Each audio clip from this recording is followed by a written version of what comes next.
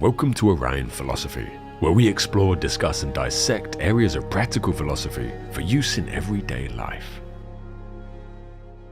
The Stoics have some of the best advice on anger I've ever come across, and I believe if you take some of these lessons to heart and learn from the philosophy that's been around for over 2,000 years, you can make a meaningful difference in the way you see the world, the way you see yourself, and the way you see other people.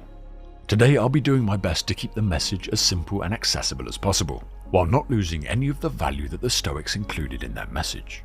And after this introduction, I'll go over some of the lessons that the Stoics actually said and wrote, which I think are almost guaranteed to make you look at life in a slightly different way. Anger has the ability to destroy the foundation of who we are. It hijacks our emotions and our capacity for reason. And as the Stoic philosopher Epictetus teaches us, it drags us down to the level of a wild beast, petty and malignant. But it doesn't have to. To the Stoics, anger is an emotion that erodes the fabric of who we are. It causes us to behave in ways that do not align with our values, morals and beliefs. And in doing so pushes us away from the person we want to be, and the life we want to lead. Often this push of anger is towards unethical, destructive and unvirtuous behavior. These thinkers from ancient Greece believed that the path to happiness and a good life is found through a life of virtue, reason, and behavior that is deliberate and in alignment with our morality. Negative emotion, of which anger is one, not only prevents this, but it acts in contrast to it, drawing us further away. When we're faced with hardship, adversity, or the abrasive behavior of others, the Stoics argued that these events should not be permitted to control our emotions or permitted to control our thoughts. Instead, we should practice self-control, detachment, and focus on what we can do to improve the situation, whether that be removing ourselves from the source of the pain, or working towards rising above it, or passing through it with our peace of mind still intact. In general, the ancient Stoics saw anger as an irrational and destructive emotion, one that has the ability to destroy a life in seconds, and one that pulls us away from living the lives we want through its ability to ambush and control our emotions and our actions. As an antidote, they prescribed the practices of self-control, rational thinking, perspective, and the reminder that we only really have control over our thoughts and our actions. And the control of these two things should never be given to anything outside of ourselves. So here are some quotes and lessons from the Stoics themselves.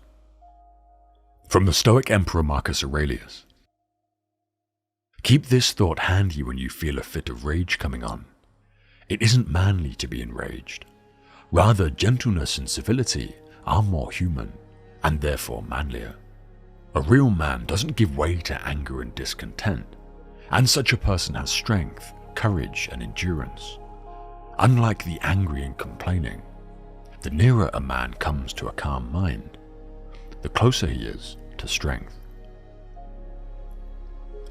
Say to yourself in the early morning, I shall meet today ungrateful, violent, treacherous, envious, uncharitable men. All of these things have come upon them through ignorance of real good and ill. I can neither be harmed by any of them, for no man will involve me in wrong. Nor can I be angry with my kinsman or hate him, for we have come into the world to work together. How much more grievous are the consequences of anger than the cause of it? In the same degree in which a man's mind is nearer to freedom from all passion, in the same degree also it is nearer to strength. The best revenge is not to be like your enemy.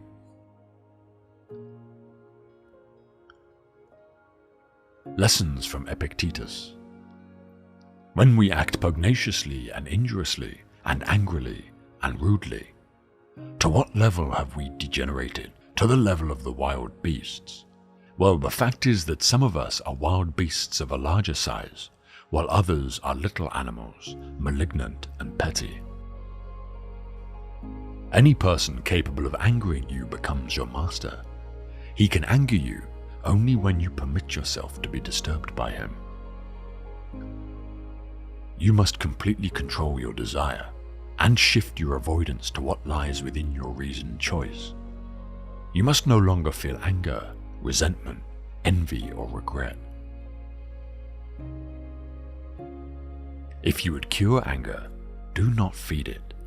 Say to yourself, I used to be angry every day, then every other day, now every third day or fourth day.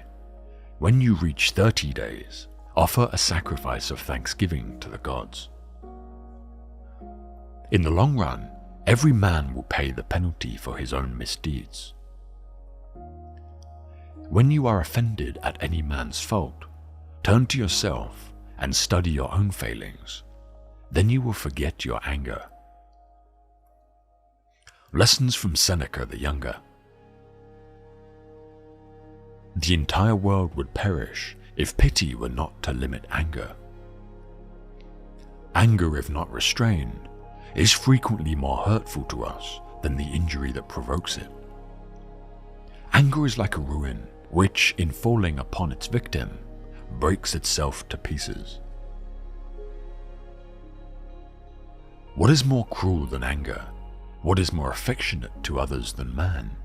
Yet what is more savage against them than anger? Mankind is born for mutual assistance, anger for mutual ruin.